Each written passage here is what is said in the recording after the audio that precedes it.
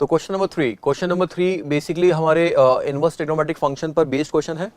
तो यहाँ पर इसने डिफाइन किया कि y is any real number और कॉट इनवर्स y की वैल्यू 0 से पाई। तो बेसिकली इसने जो हमारे ITF है उनको जनरली डिफाइन किया है। सिमिलरली tan इनवर्स y की वैल्यू -π/2 से +π/2 के बीच में होती है, तो उसने ऑब्वियस चीज को डिफाइन कर दिया। Then the sum of all the solution of the equation, तो यहाँ पर उसने इनवर्स ट्रिग्नोमेट्रिक फंक्शन की एक इक्वेशन क्रिएट करके दे दी।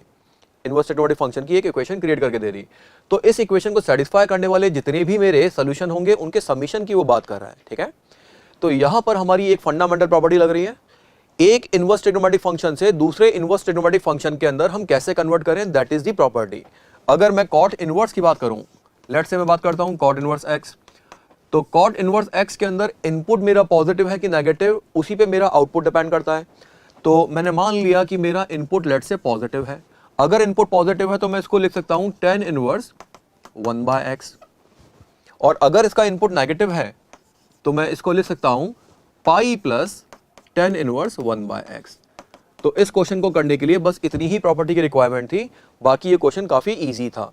तो अगर हम यहाँ पर y की बात करते हैं तो y मेरा मॉड y मेरा 0 से 3 के बीच में है, तो y या तो 0 से 3 होगा या फिर -3 से 0 होगा। तो यहाँ पर दो केसेस बनेंगे, तो केस बाय केस इसको हम लेके चलते हैं। केस नंबर 1, मैं मान लेता हूं कि y is lesser than 3 but greater than 0। तो यहाँ पर y मेरा पॉजिटिव है, तो मैं यहाँ पर स्ट्रेट फॉरवर्ड लिख सकता हूं tan inverse 6y/9 - y² plus, now इस कॉट इनवर्स को मैं डेफिनेटली इस पहले वाले फॉर्मूले से सॉल्व कर सकता हूं। तो it becomes tan inverse 6y/9 - y² equals 2π/3। Now ये दोनों वैल्यू बराबर है, तो tan इनवर्स की वैल्यू π/3 के बराबर हो जाएगी। तो tan inverse 6y tan inverse 6y/9 - y² इसकी वैल्यू π/3 के बराबर हो गई, ठीक है। नाउ इस tan इनवर्स को मैं हटाऊंगा तो वहां पे tan π/3 मेरा √3 होता है। तो कहीं ना कहीं y के अंदर एक क्वाड्रेटिक बन रही है, तो क्विकली इसको सॉल्व करते हैं। 6y/9 - y² is equals to tan π/3 is √3, ठीक है। इसको मैं सिंप्लीफाई भी कर सकता हूं, इस √3 से 6 मेरा कैंसिल आउट होता है, तो it becomes 2√3। y is equal to, cross multiply किया मैंने, तो इट इज 9 - y²। तो इस क्वाड्रेटिक को अपन सॉल्व कर सकते हैं। This quadratic becomes y² plus 2√3y - 9 is equal to 0, ठीक है। तो क्विकली इसका सोल्यूशन क्या होगा, y इक्वल टू -b, तो इट इज -2√3 प्लस और माइनस b²। b² का मतलब हो गया 2√3 का स्क्वायर, तो 4 × 3 = 12, -4ac, तो 4 × -9 is +36 divided by 2a simply 2। Now सबसे पहले अगर मैं यहां पे बात करूं तो यहां पर y मेरा पॉजिटिव है, तो y पॉजिटिव है तो मुझे अपने सोल्यूशन में से वो वैल्यू रिजेक्ट करनी होगी जो नेगेटिव दे रही है। तो यहां पे इस नेगेटिव साइन को मैं रिजेक्ट कर सकता हूं, ठीक है। तो y की वैल्यू कितनी आती है, it comes out to be -2√3 plus, तो 36 + 12 इज 48। तो 48 में से मैं 4 का फैक्टर अगर बाहर निकालता हूं तो यहां पे 2 बच जाएगा, तो वहां पे 12 बचने वाला है। तो 12 इज सिंपली 2√3/2। तो यहां पे कितना आ गया, it is 2√3 - √3, that is √3 only. तो ये तो मेरे केस 1 का सोल्यूशन हो गया। सिमिलरली केस 2 की अपन बात करें तो केस 1 के अंदर मैंने पॉजिटिव वैल्यू ली थी y की, तो केस 2 के अंदर मैं नेगेटिव लेने वाला हूं। तो y की value let's say lesser than 0 but greater than -3। तो इस वाले केस के लिए मैं इस फॉर्मूले को यूटिलाइज लेने वाला हूं। तो tan inverse 6y/9 - y² plus tan inverse 6y/9 - y² plus pi is equals to 2π/3। ये वैल्यू आ रही है। तो ये वाली वैल्यू तो ट्वाइस हो जाएगी और ये पाई उधर जाएगा, तो 2π/3 माइनस पाई इज -π/3।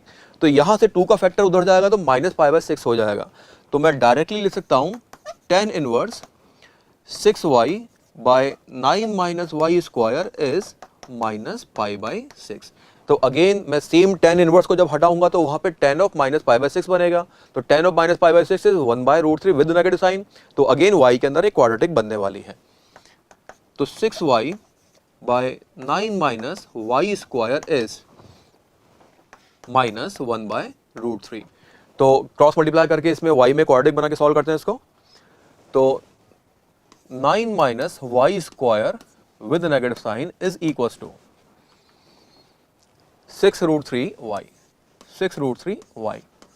ओके, तो सारी क्वांटिटीज को हम एक साइड में लेके आते हैं। Y square minus 6√3y minus 9 is equal to 0। इस बार जो y की पॉजिटिव वैल्यू आने वाली है उसको मैं रिजेक्ट करूंगा और नेगेटिव को लूंगा, क्योंकि केस 2 के अंदर मेरा y नेगेटिव है। तो सॉल्व करते हैं इसको।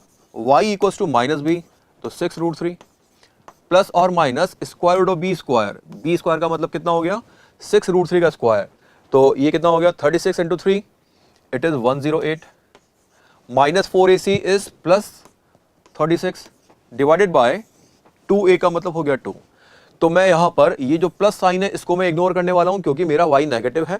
तो डायरेक्टली मैं लिख सकता हूं 6√3 बाय 2 इज 3√3 और ये 144 है तो 144 square root is 12, 12 by 2 is 6, 12 by 2 is 6।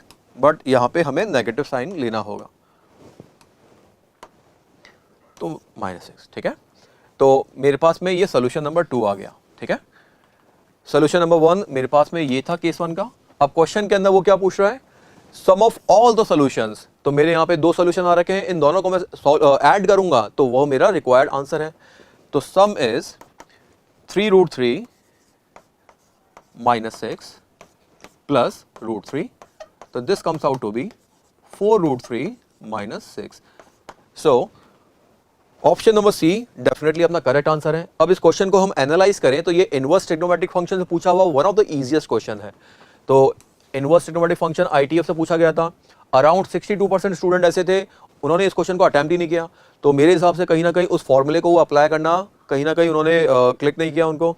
Around 27.61% student ऐसे थे जो इन क्वेश्चन को गलत अटेम्प्ट करके आए और ओनली 10.44% स्टूडेंट ऐसे थे जो उसको करेक्टली अटेम्प्ट करके आए।